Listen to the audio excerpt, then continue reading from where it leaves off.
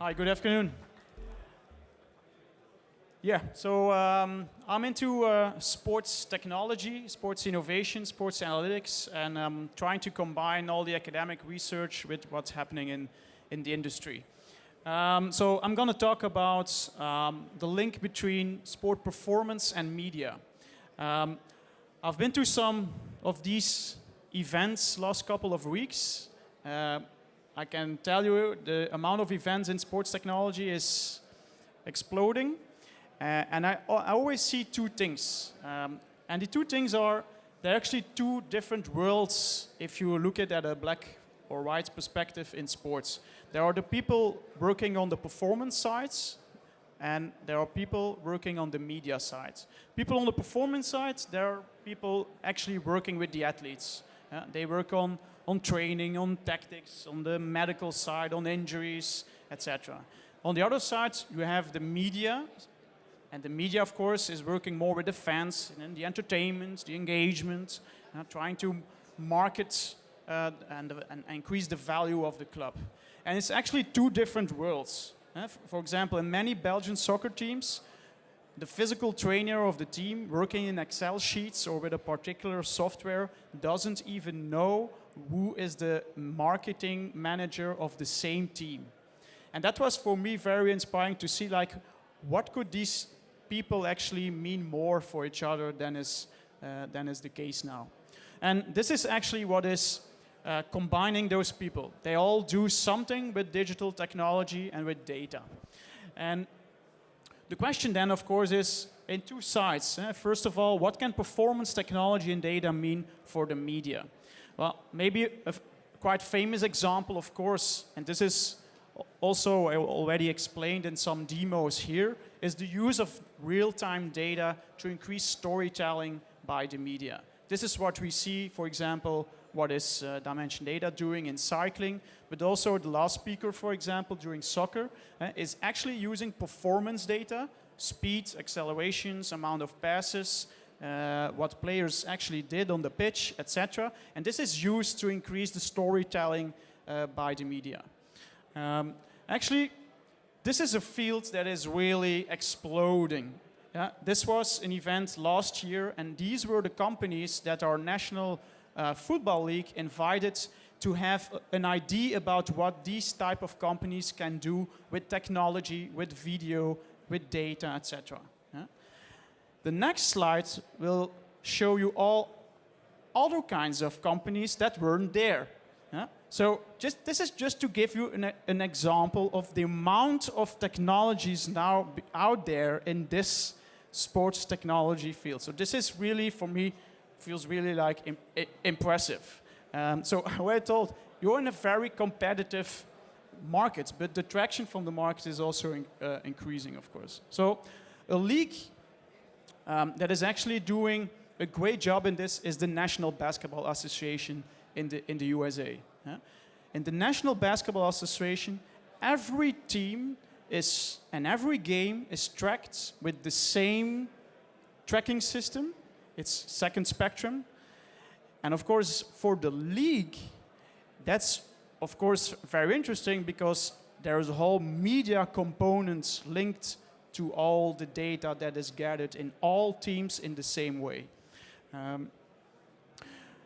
Also, smaller sports, as for example, volleyball, are starting to use this. For example, here, some trackers are installed at the player's body, and this results in, for example, data from jump heights or the amount of jumps, etc., that the players did. In this case, for example, it's an indoor ultra-wideband sensor-based tracking system that is used in volleyball. Okay. This is another example where, for example, they put another layer over the video to give viewers in real time extra data. I'm not sure how many % of the people are willing to actually pay, for example, to have this extra data layer.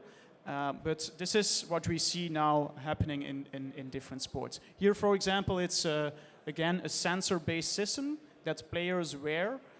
And you see in many sports, you see that leagues are actually now allowing players to get sensors on the body. And some research is going on, for example, the question, is it really safe to have a sensor on the back, for example? A second example is, these are two companies. Actually, they started as video capture systems used by the coaches, by the trainers, so on the performance side. But they actually became a media company because they automate the video capturing of the full game. Meaning there is no team that needs to go to the venue to actually capture all the videos. So this, for example, gains money, gains time, of course. In that regard, we are also doing a project ourselves, also on the level of winning time. For example, in this case, we use data of the Champions League, and we use the tracking data, so the positions of the players, together with the annotations, meaning all the corners, free kicks, passes, etc., and look at the video. And what we do is we look at the way that people are actually moving on the pitch. And we try to combine the data, not by manual input, but by letting the system automatically detect which actions are happening. And the practical application of this is that a coach or somebody in the media could quickly say, oh, this is a very interesting situation. Please give me very similar actions from other games, from other teams in our database.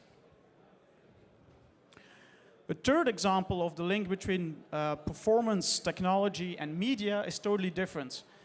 This is probably an example that you might have seen in the recent past. In October, Henk, a football club, is using this Whoop biometric wearable and puts it as a topic on their site.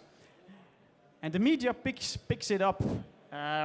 And there starts to be some debate about the ethical and deontological issues of giving players a wearable for 24 hours and track what they are doing. In this case, it didn't really lead to a serious debate, but I think that's also might be a role of the media, is to actually start debates about the wall of technology in relation to health, in relation to ethical issues, etc. A funny thing then was that in the evening, the Ideale Wereld did something funny with it. We looked at performance to media. On the other side, what can the media mean for the performance staff of a team? Well, first of all, this is just a screenshot of a company that is applying smart stadia technology. There's lots to do about making stadiums smart, giving fans access to Wi-Fi, actually automate the full digital process of fan engagement, give people on the big screen in the stadium replays of the games, etc., etc. Now, this kind of technology, if you explain this to a coach who is working with the athletes, he goes crazy because he wants, for example, this. He wants immediate feedback video tools that he can use with his players. Well, given the trend to make more and more stadia smart and invest in all the infrastructure, this can lead to a lot of applications, not only by fans, but also by the performance people themselves. Another example is virtual reality. We didn't hear about it much yet, but this company, for example, again, the NBA, they capture all games and you can watch them in virtual reality at home. This is very nice as a media technology. This is a Dutch company who actually said, like, yeah, but there is the media side, but maybe if we have the tracking data of these teams and we have the video, maybe we also can provide teams a virtual reality feedback tool for the players. So they can see, for example, what they actually did, what they should have done, for example, what the opponent is doing, preparing for the future, next game, etc. The third thing, this is an example of people trying to actually structure the sports technology startups in different European countries.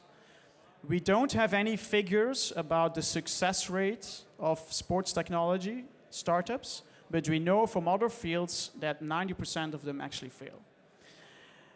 And I think people active more in the marketing side of sports, in the business side of sports, I call it media now, have actually a lot to learn to those people who start with a very nice idea from a performance point of view, but don't have any clue about the real technological innovation or the marketing. Also, this slide, many people who are active in the sports fields, even in our own university in Ghent, there are many people trying to develop applications, software, etc., without having actually a very good idea on what is the process you need to go through to actually do this well. I think this is also something that people from the one side can learn people from the other side. This is the main reason why, for example, Club Brugge partnered with Microsoft. Again, for two reasons: bringing more of their fans to their sponsors as future customers, but also the performance team in Club Brugge had data from so many sources and they didn't really know what to do with it. The last example is that companies as Samsung, who are actually mainly active in the media aspect, start to develop something for, in this case, blind swimmers. But they do it just as a marketing strategy. But the advantage is that in this case they developed a blind cap, as they call it. What's the issue? When blind swimmers have to turn, people now use a stick and tick on their head. And what they developed was this. They put a sensor on it, and the coach can now give a signal to it, and then it vibrates, and then they know I have to turn now. So this actually led to a lot of marketing value for a company as Samsung, for sure with the Paralympic Games, etc. And it's again an example of a win-win situation between those two parties. So I want to conclude in my second question is teams that actually doing well from a financial point of view will also have some money to invest in technologies that can be used for example, what the previous speaker explained for the performance side. And this is, for example, you see many teams, this is, for example, FC Barcelona, they now have their own innovation hub. And they do all kinds of things with companies, startups, universities, technology, etc., etc. It's not because the team as such was so tech savvy. It's just because it's one of the top 5 teams in the world, the most rich teams in the world. And of course, they can use different performance technologies and experiment with it, etc., etc. So I want to conclude with this quote. If you want to go fast, go alone. If you want to go far, go together. I think this is really something that is applicable to the performance versus media side. Thank you.